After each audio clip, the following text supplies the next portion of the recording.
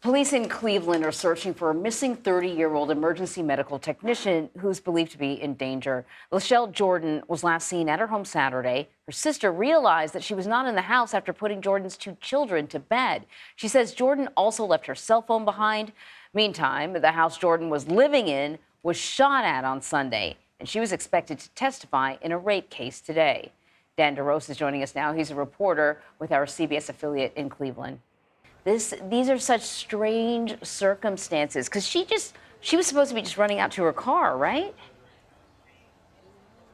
Yeah, the mystery behind this grows as we start to learn the details, and they are unfortunately trickling out from the Cleveland Police Department. They're being very careful about what they're saying. Saturday was the last time she was seen. The shots at the house confirmed by Cleveland Police Department were Saturday morning at about 6 in the morning. A bedroom on the second floor window had been shot at.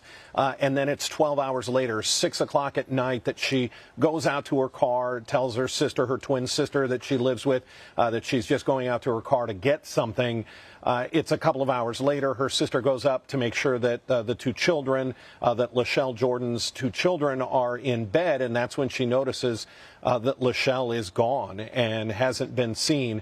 It's then reported by the family to the police department Sunday morning that she was, in fact, missing. So why would Lachelle or her home have been the target of that shots fired?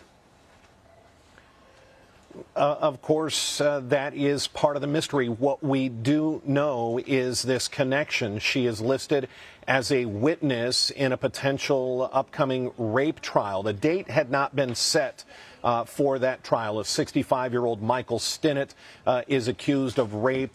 This was an August of 2021 case.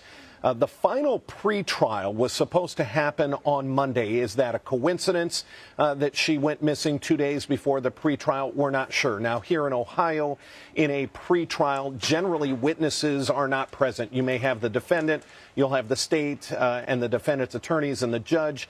It's usually just a chance to hammer out, okay, here's what evidence can be presented. Here's what we can and cannot say. Here's how the trial will go.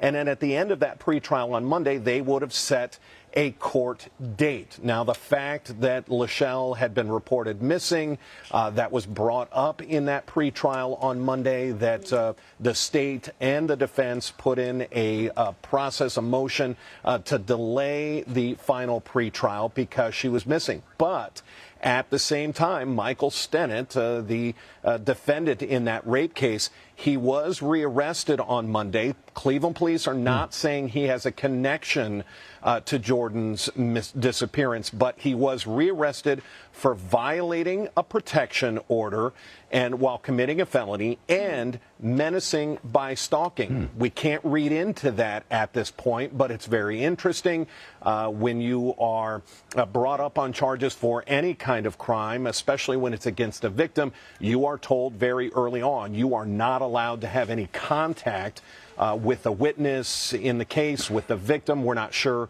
if she is a witness or a victim in the case. We just know that she would have been testifying in this case when it went to trial. She had not yet testified. What have you heard from her family? Her family is obviously very concerned. They've done very few interviews, did interview with one television station Monday morning, has since then sort of pulled back. Is that a fear for their safety? We're not sure at this point, but they're very concerned. We have even heard from the president of the EMT union here in Cleveland to say that, yes, they're concerned for their employee more than just her disappearance. She had been pulled off the street by her supervisor because she had been getting threats. She had been receiving threatening messages, and they felt it was safe for her to get her off the street as an EMT. That was weeks and weeks ago that had happened, and then all of this unfolds. It is just, unfortunately, the latest mystery here in Cleveland surrounding missing women. Wow. Dan DeRose, thank you very much for your reporting. We appreciate it.